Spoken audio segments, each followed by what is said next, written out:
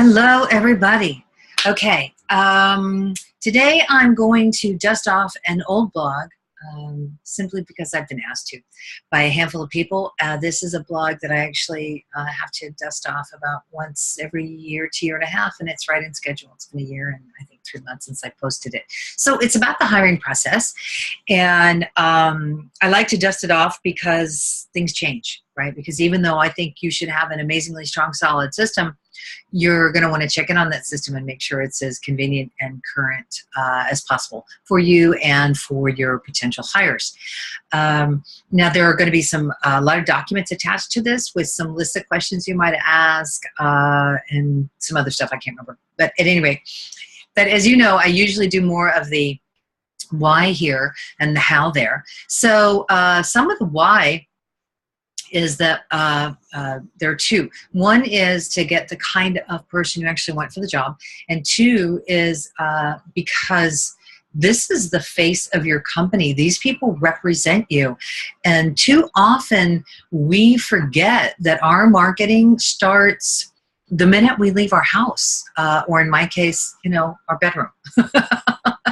So it's really, really relevant and important that you begin to very early in your business's career, and hopefully throughout it for all the years that it lives, immediately start having a conversation about what it is your company does, how your company does it, and how you want the people who represent it to show up. Because they really need to be clear on that. And you are not only doing your company a disservice, but you are doing your staff and associates and colleagues and contract labor a great disservice when you aren't clear about these things. It just helps them do a better job for you. So one, begin your marketing from the moment you start having this employment conversation, which means that your ad copy very specifically must represent what your company does and how, and then what you want this person to do and how. And so in that, I want to give a big nod to an old dear friend, Keith Alon, who actually put me up for this last weekend during the hurricane. He and his wife, Melinda, except that she was out of town. So more on that in a minute. But he, by his acerbic and brute force style many years ago, helped me learn how to write an ad to get the person you want. And so that's really writing an ad that appeals to the kind of person that you want, taking a moment to, as my grandfather used to say, walk a mile in another man's moccasins. And if you were that person, what would you want the ad to say? So, if I'm looking for somebody to be, say in customer service, right, and right at the front lines and dealing with my potential customer problems as well as their happy days, I want somebody who's responsive, who's intuitive, who's perky, who is willing to play so that they can play with scripts and languaging, right, and really get familiar with that stuff. So I'm not going to write a very directive, a blunt, sort of dry ad, which I might be apt to do when I'm doing tasks I don't like to do, like write an ad, because I'm not going to appeal to that type of person.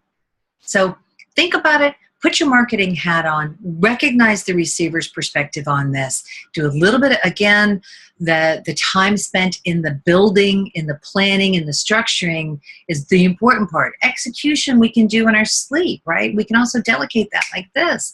But that thinking part, you can't give that away, and you can't undervalue it or underserve it. Okay, I guess that's all I've got to say on that. Hurricane. My place is a mess. My neighbors must hate me because they've been out there since they got back in town yesterday or the day before. If they left, we did not have to leave my neighborhood. I left because I lost electricity. So my clients of you who I was working with over the last week know that I was, displaced because otherwise I couldn't keep my communications going with you. Those of you I haven't spoke to, super sorry, but I've been driving and dealing with no electricity and trying to clean up and all this other stuff. I'm sure you understand.